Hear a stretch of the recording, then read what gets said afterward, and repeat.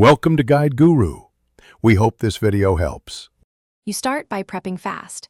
Pick a 360 capable camera or attach a 360 lens to your phone and mount it on a stable turntable or tripod. Set exposure, white balance, and lock focus. You want consistent frames as the camera rotates.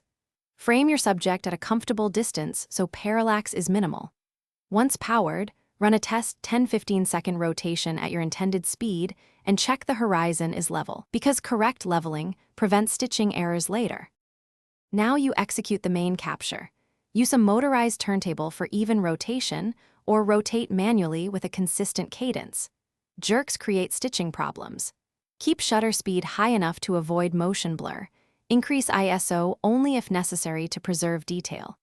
If audio matters, record a separate track on a recorder or phone because onboard 360 mics can capture unwanted artifacts. Continuously monitor the live preview or framing app so you can stop and fix any clipped edges, reflections, or fast-moving objects. Finish by importing into a 360-enabled editor and running auto-stitch. This aligns overlapping lenses and blends seams. Once stitched, stabilize any wobble, correct color and exposure, and crop to an equirectangular 2:1 frame or choose a platform preset for direct upload. Export at recommended bitrates for 4K or higher. If you see visible seams or a tilted horizon, stop, either reshoot with a leveled mount or use manual seam painting and control.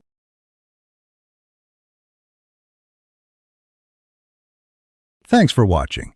Consider subscribing if we helped you today.